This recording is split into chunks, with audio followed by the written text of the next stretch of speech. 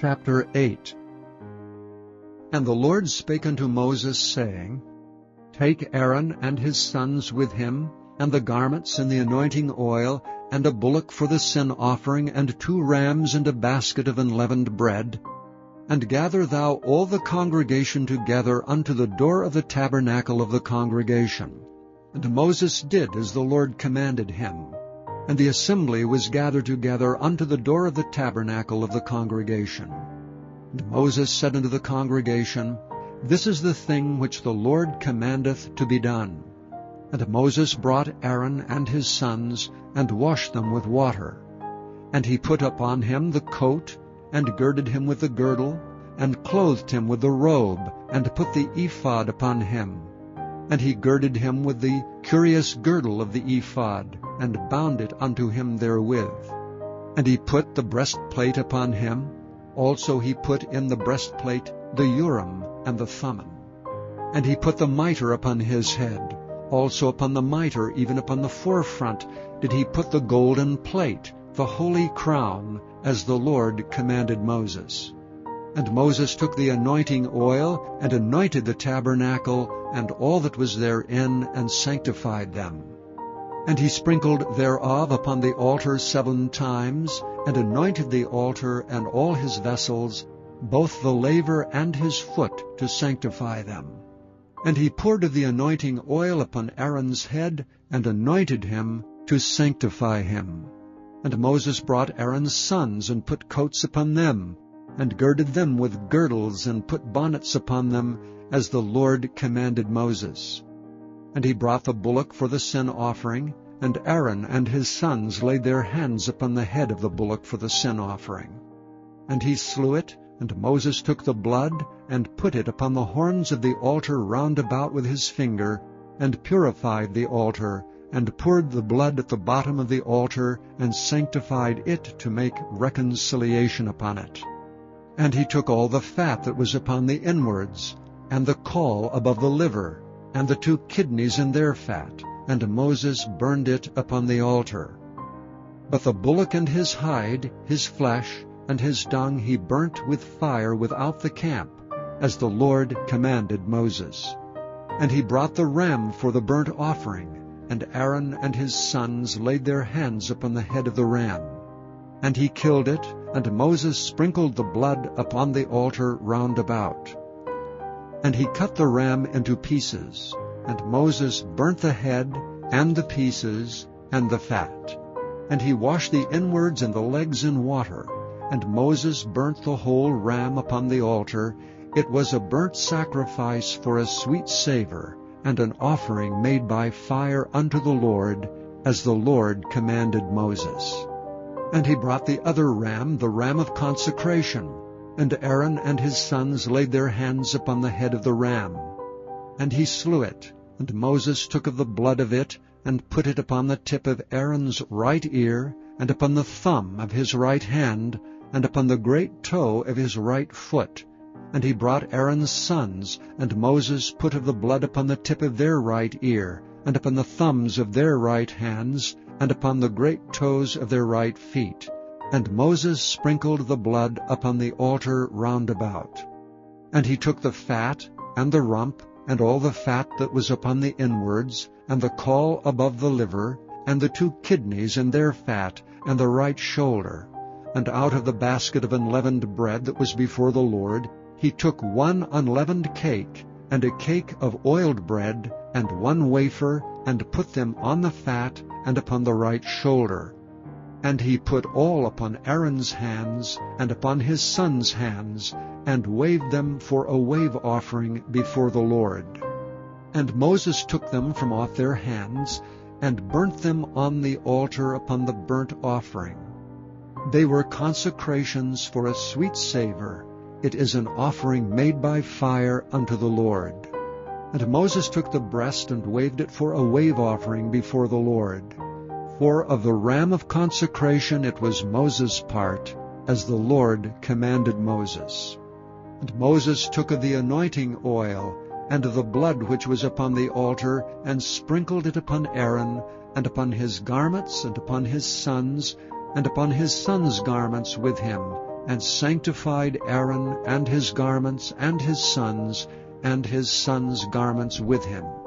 And Moses said unto Aaron and to his sons, Boil the flesh at the door of the tabernacle of the congregation, and there eat it with the bread that is in the basket of consecration, as I commanded, saying, Aaron and his sons shall eat it. And that which remaineth of the flesh and of the bread shall ye burn with fire. And ye shall not go out of the door of the tabernacle of the congregation in 7 days, until the days of your consecration be at an end. For 7 days shall he consecrate you. And as he hath done this day, so the Lord hath commanded to do, to make an atonement for you.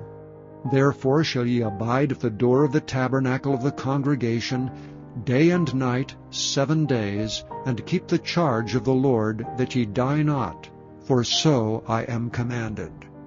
So Aaron and his sons did all things which the Lord commanded by the hand of Moses. Chapter 15. And the Lord spake unto Moses and to Aaron, saying, Speak unto the children of Israel, and say unto them, When any man hath a running issue out of his flesh, because of his issue he is unclean. And this shall be his uncleanness in his issue, whether his flesh run with his issue, or his flesh be stopped from his issue, it is his uncleanness. Every bed whereon he lieth that hath the issue is unclean, and everything whereon he sitteth shall be unclean. And whosoever toucheth his bed shall wash his clothes, and bathe himself in water, and be unclean until the even. And he that sitteth on anything whereon he sat that hath the issue shall wash his clothes, and bathe himself in water, and be unclean until the even. And he that toucheth the flesh of him that hath the issue shall wash his clothes, and bathe himself in water, and be unclean until the even. And if he that hath the issue spit upon him that is clean, then he shall wash his clothes, and bathe himself in water, and be unclean until the even. And what saddle soever he rideth upon that hath the issue shall be unclean. And whosoever toucheth anything that was under him shall be unclean until the even. And he that beareth any of these things shall wash his clothes, and bathe himself in water, and be unclean until the even. And whomsoever he toucheth that hath the issue, and hath not rinsed his hands in water, he shall wash his clothes, and bathe himself in water, and be unclean until the even. And the vessel of earth that he touched, which hath the issue, shall be broken, and every vessel of wood shall be rinsed in water. And when he that hath an issue is cleansed of his issue, then he shall number to himself 7 days for his cleansing, and wash his clothes, and bathe his flesh in running water, and shall be clean.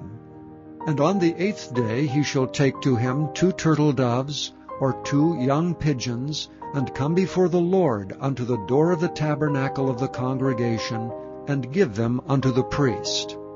And the priest shall offer them, the one for a sin offering, and the other for a burnt offering.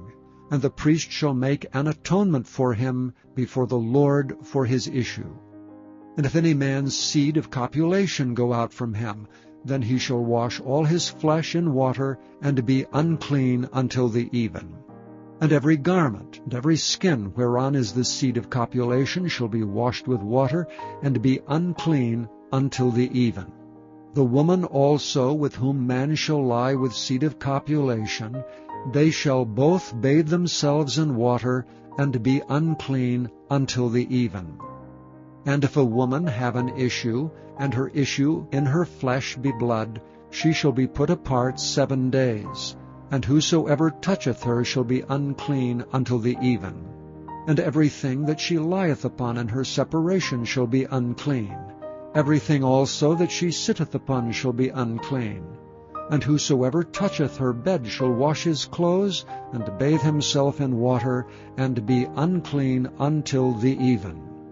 And whosoever toucheth anything that she sat upon shall wash his clothes, and bathe himself in water, and be unclean until the even. And if it be on her bed, or on anything whereon she sitteth, when he toucheth it, he shall be unclean until the even. And if any man lie with her at all, and her flowers be upon him, he shall be unclean 7 days, and all the bed whereon he lieth shall be unclean. And if a woman have an issue of her blood many days out of the time of her separation, or if it run beyond the time of her separation, all the days of the issue of her uncleanness shall be as the days of her separation, she shall be unclean. Every bed whereon she lieth all the days of her issue shall be unto her as the bed of her separation, and whatsoever she sitteth upon shall be unclean as the uncleanness of her separation. And whosoever toucheth those things shall be unclean, and shall wash his clothes, and bathe himself in water, and be unclean until the even. But if she be cleansed of her issue, then she shall number to herself 7 days, and after that she shall be clean. And on the 8th day she shall take unto her 2 turtles, or 2 young pigeons, and bring them unto the priest to the door of the tabernacle of the congregation. And the priest shall offer the one for a sin offering, and the other for a burnt offering. And the priest shall make an atonement for her before the Lord for the issue of her uncleanness. Thus shall ye separate the children of Israel from their uncleanness, that they die not in their uncleanness when they defile my tabernacle that is among them.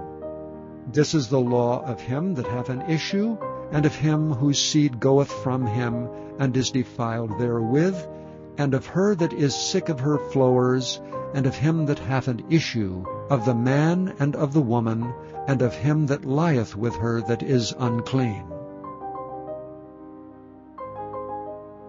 Chapter 22. Men, brethren, and fathers, hear ye my defense which I make now unto you. And when they heard that he spake in the Hebrew tongue to them, they kept the more silence. And he saith, I am verily a man which am a Jew, born in Tarsus, a city in Cilicia, yet brought up in this city at the feet of Gamaliel, and taught according to the perfect manner of the law of the fathers, and was zealous toward God as ye all are this day. And I persecuted this way unto the death, binding and delivering into prisons both men and women. As also the high priest doth bear me witness, and all the estate of the elders, from whom also I received letters unto the brethren, and went to Damascus to bring them which were bound unto Jerusalem, for to be punished. And it came to pass, that as I made my journey, and was come nigh unto Damascus about noon, suddenly there shone from heaven a great light round about me. And I fell unto the ground, and heard a voice saying unto me, Saul, Saul, why persecutest thou me? And I answered, Who art thou, Lord? And he said unto me, I am Jesus of Nazareth, whom thou persecutest. And they that were with me saw indeed the light, and were afraid, but they heard not the voice of him that spake to me. And I said, What shall I do, Lord? And the Lord said unto me, Arise, and go into Damascus, and there it shall be told thee of all things which are appointed for thee to do. And when I could not see for the glory of that light, being led by the hand of them that were with me, I came into Damascus. And one Ananias, a devout man according to the law, having a good report of all the Jews which dwelt there, came unto me and stood and said unto me, Brother Saul, receive thy sight. And the same hour I looked up upon him. And he said, The God of our fathers hath chosen thee, that thou shouldst know his will, and see that just one, and shouldst hear the voice of his mouth. For thou shalt be his witness unto all men of what thou hast seen and heard. And now why tarriest thou? Arise and be baptized, and wash away thy sins, calling on the name of the Lord. And it came to pass that when I was come again to Jerusalem, even while I prayed in the temple, I was in a trance, and saw him saying unto me, Make haste, and get thee quickly out of Jerusalem, for they will not receive thy testimony concerning me. And I said, Lord, they know that I am prisoned and beat in every synagogue them that believe on thee. And when the blood of thy martyr Stephen was shed, I also was standing by, and consenting unto his death, and kept the raiment of them that slew him. And he said unto me, Depart, for I will send thee far hence unto the Gentiles.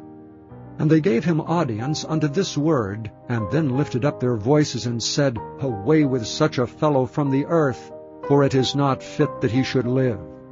And as they cried out, and cast off their clothes, and threw dust into the air, the chief captain commanded him to be brought into the castle, and bade that he should be examined by scourging, that he might know wherefore they cried so against him. And as they bound him with thongs, Paul said unto the centurion that stood by, Is it lawful for you to scourge a man that is a Roman and uncondemned? When the centurion heard that, he went and told the chief captain, saying, Take heed what thou doest, for this man is a Roman. Then the chief captain came and said unto him, Tell me, art thou a Roman? He said, Yea. And the chief captain answered, With a great sum obtained I this freedom. And Paul said, But I was freeborn. Then straightway they departed from him which should have examined him. And the chief captain also was afraid, after he knew that he was a Roman, and because he had bound him. On the morrow, because he would have known the certainty wherefore he was accused of the Jews, he loosed him from his bands, and commanded the chief priests and all their council to appear, and brought Paul down, and set him before them.